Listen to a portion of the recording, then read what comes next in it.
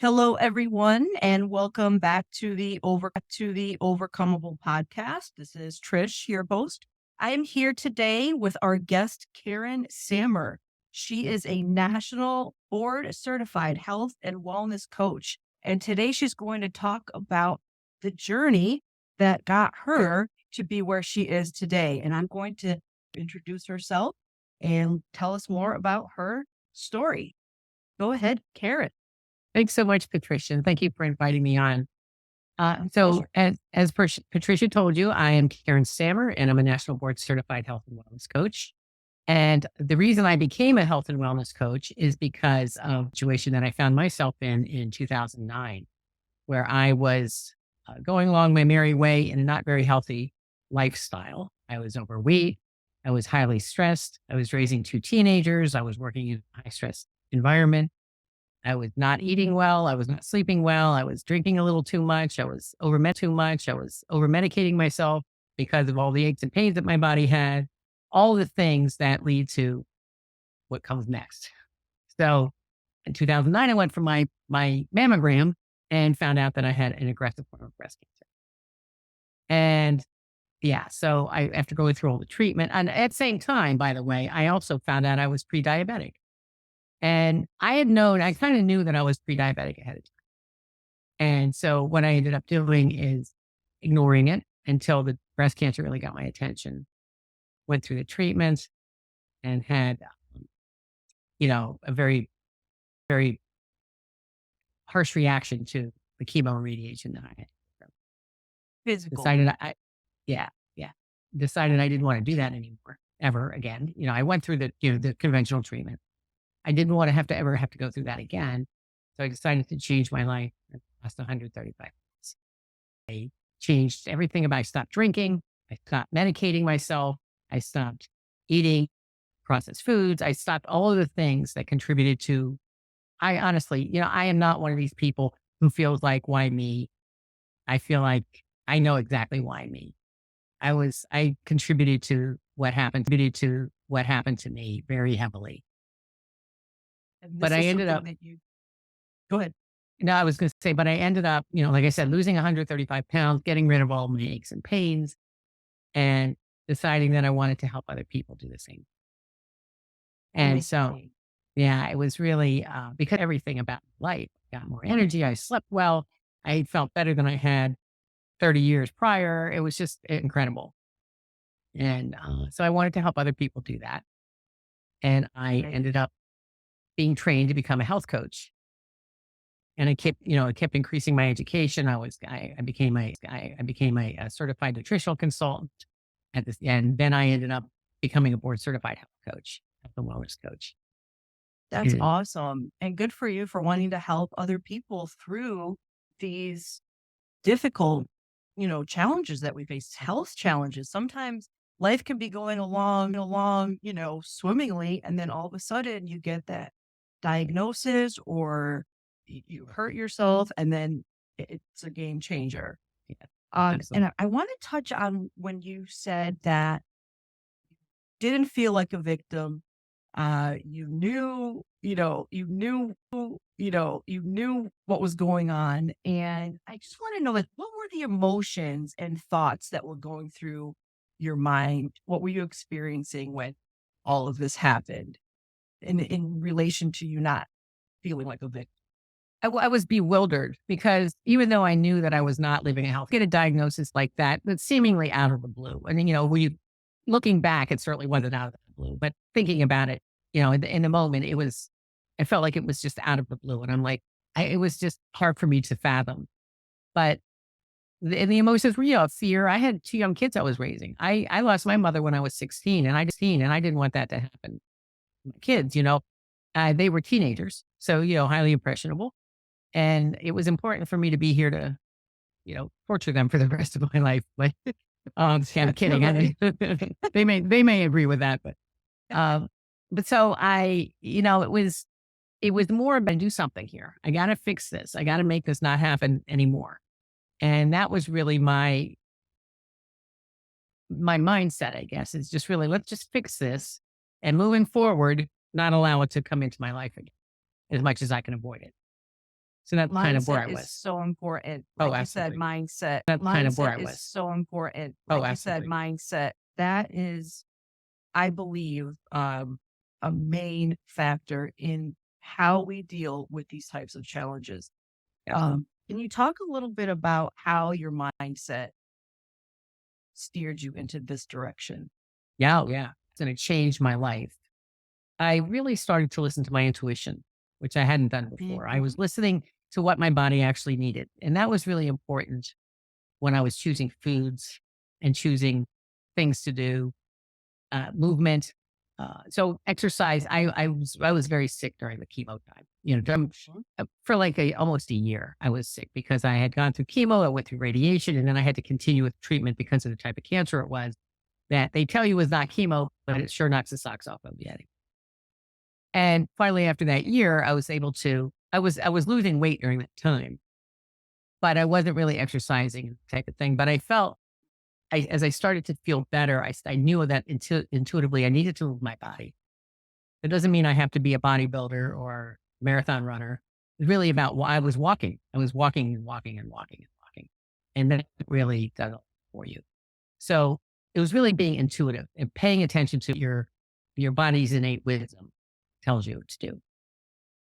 That's an excellent point, and I'm so glad you brought up walking. Walking is such a good habit, healthy habit. I think some people think that when you talk about exercise, they feel like they need to go to exercise. They feel like they need to go to a gym, or they need to do like a whole aerobics class or Pilates class, some kind of class or official thing. But you can attest that's not the case. That you can just go for a walk around the block or any other thing that's simpler than that idea that you have to go out and do some sort of exercise. Is there anything else you did maybe at home? So you could, I mean, there's so much available online these days. That Yeah, wasn't even necessarily, this was what, 14 years ago. So it wasn't even, it's much more available now than it even was then. Little yoga moves, yoga routines that you can do. All you need to do is clear a little space on your floor. You don't even need a yoga mat. I mean, it helps, but you can do simple little yoga routines that help you to stretch and to just become mindful of what's going on. You stay in the moment. And that's important also. And that's important also because if you catastrophize what could happen in the future or you ruminate over what happened in the past, that's not going to do anybody any good. You got to stay in the exactly. moment and do what you can in the moment to make things better for the next moment. So really simple little home exercise routines that, like I said, you could find online. All you need is some stretching Exactly. clothes. Thank you. And you had mentioned that you listened to your intuition. How did you get in touch with your intuition to help you, uh, to help, to help your health? Is there anything that you did before maybe you weren't so in touch with it, or or compared to now when you were able to tune into your body to, feel what it needed? Is there anything that helped you? Yes. So typically, and it was a lot of it was focused around these food choices that I made. Choices I knew were going to make me feel better, staying away from processed food, but also resting when I needed to rest. I used to go and work late at night, come home, eat a big dinner, and go to bed, not be able to sleep because I just ate a big dinner. Plus, I had a busy day that was still swimming around in my head. So, simplifying all of that and making sure that when I needed to rest, I rested. I try to minimize my stress. That's a little bit more difficult because you're not always in charge of or in control of the stressors in your life. But trying to manage how I reacted to the stress, which is really the only thing I can control over, right? And so it's just really just being still for a moment and just kind of listening to what your body's telling you because it will tell you the answer. We all have that innate wisdom in our body. Yes. It's the outside noise that keeps us from hearing it. Hearing it. If you sit still and just kind of pay attention to what your body wants, I think that you will get that answer. And that's how I help. One of the things I do with clients is that I help them to kind of get still and pay attention to that themselves.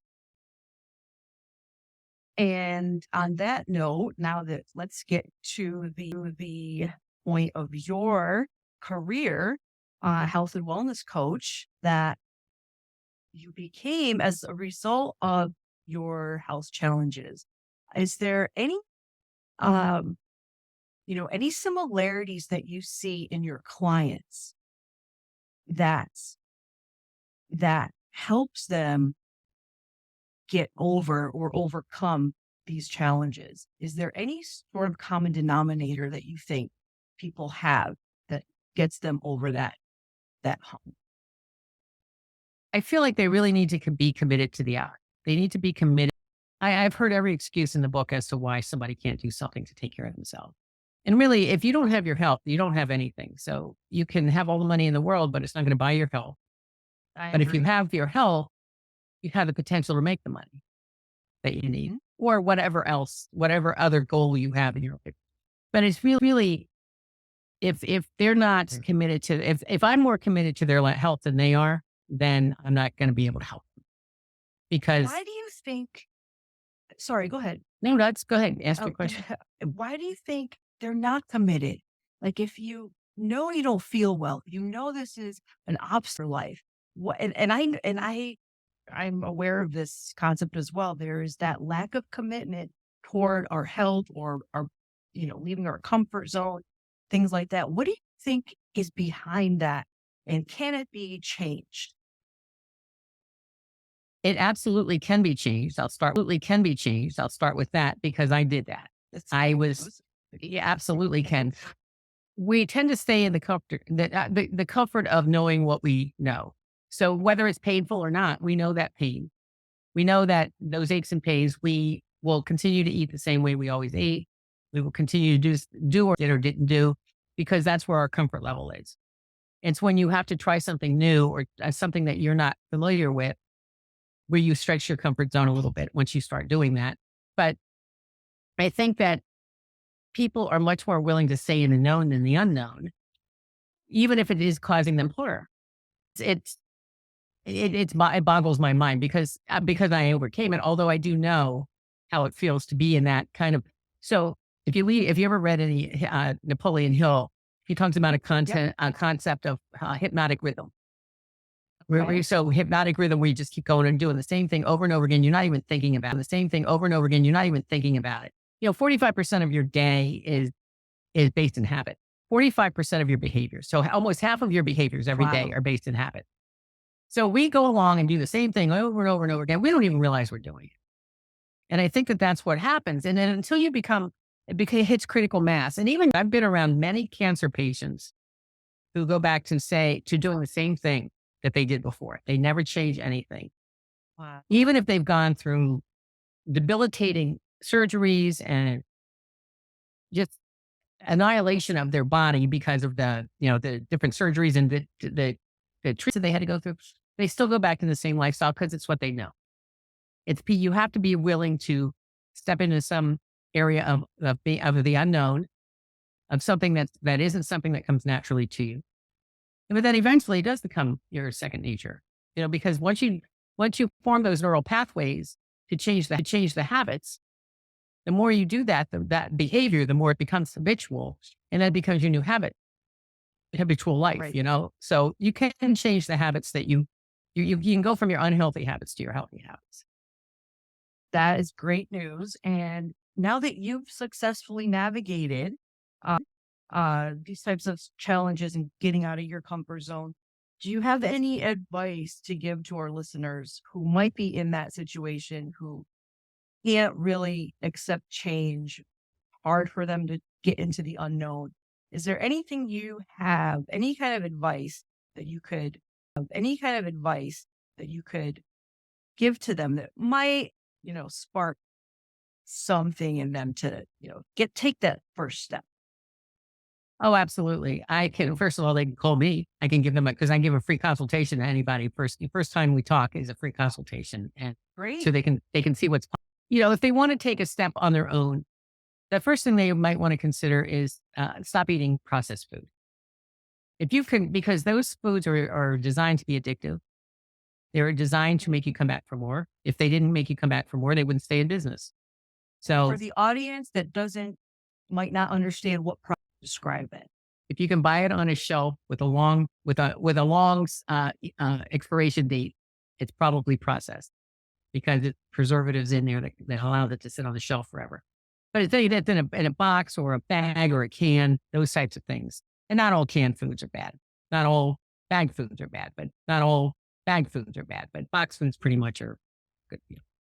Right. It's really it's the foods that take minimal preparation time. It's they've got a lot of ingredients in them that you may not be able to pronounce or you don't recognize That's as a good food. If one. it's not an ingredient that you would have in your kitchen, it's probably likely that it's not something you want to consume.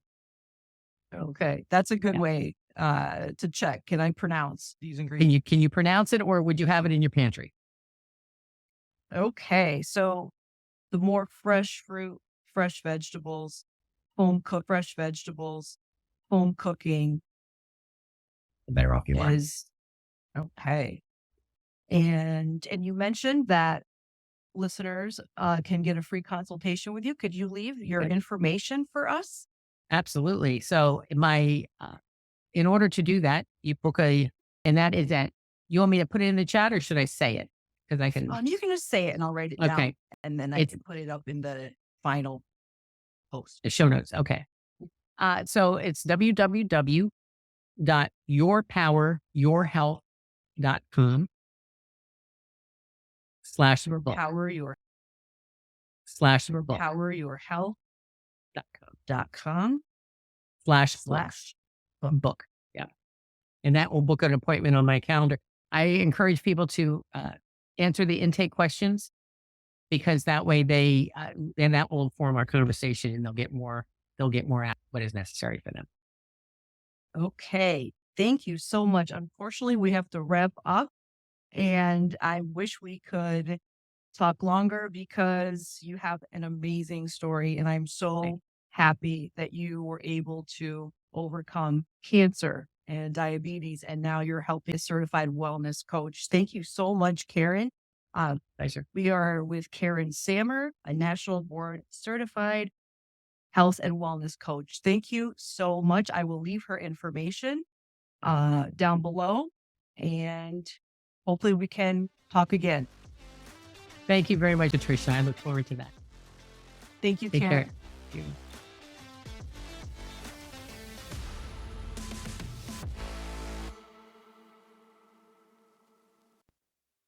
Thank you for tuning in to the Overcomable podcast today and for joining us on this empowering journey. Remember, obstacles are opportunities in disguise. Keep pushing forward, stay resilient, and embrace the triumphs that await you. Until next time, this is Trish signing off, reminding you that you have the strength to overcome any challenge life throws your way. Keep rising, keep going, and remember the universe is out there cheering us on. See you in the next episode.